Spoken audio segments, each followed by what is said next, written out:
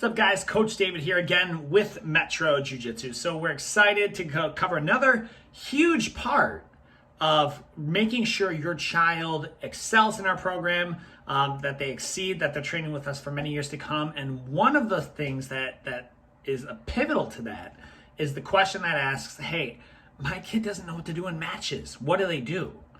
And the answer to that is everybody has a starting point, and there is going to be, at some point you have to, it's very much like swimming, you have to get in the water. You can watch all the swimming instructionals you want, you can consume terabytes of swimming tutorials and proper stroke and everything, but if you don't know what water feels like, you're never going to be able to become a competent swimmer or a very professional or definitely not elite swimmer. So that being said, okay, so we understand that kids need to do matches to get better at matches, but we try to control the environment as much as we can. We have a policy in place to where none of our gray belts go with any 0 or one stripe white belt. So that gives them a couple months to get acclimated to it. And you could say, well, I just don't want them to do matches I don't want them to do matches. I just want them to kind of learn the art. You hear the chuckle. I want them to learn the art without doing the matches. And that would be like sending someone to trade school without picking up a hammer and building anything, sending them to medical school or grad school without actually being in the OR or doing any clinicals or actually doing any of the procedures.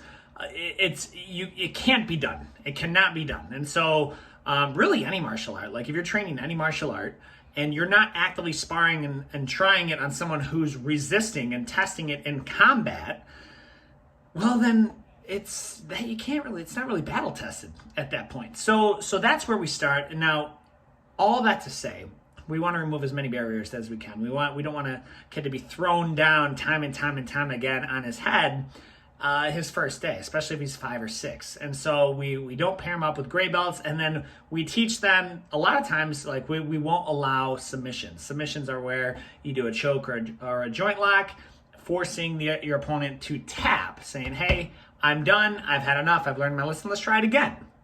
And we don't allow submissions for the first, 2 or 3 classes, depending on the kid, until they get acclimated to it. So now it's also very important to note that kids are made mostly of rubber, that's sort of tongue-in-cheek there, but they are very, very, very flexible. Myself, I've got pretty tight shoulders. Like that's about it. I could afford to do a little bit more stretching in there. It's not uncommon to where a kid can move. So if we're seeing something, we say, oh my gosh, he's gonna get injured. I think he's moving it too far. Kids are very, very malleable. It's very difficult. Ask anyone in the medical field. It's very difficult to break a child's bones, but we do want to reduce the injury of that. So that is how. That's some things that we have set in place. Gray belts don't go with 0 or 1 stripes, or if we do, it's very, very controlled and monitored, very close to the coach. And submissions aren't allowed for the first few classes. Now, the question may say, well, when will they learn submissions? Throughout the curriculum. We have a rotating curriculum that we use throughout the entire kids program, and you'll see that in your Spark app. You go down to the curriculum section and it's rotating, right? So it's rotating, goes down, and you can see what we're working on with each kid's age group. And so we focus on one technique per week to give them time to drill it. Because again, you don't get we have most kids 2 hours a week. And so one technique a week really just means they're doing it for 2 hours.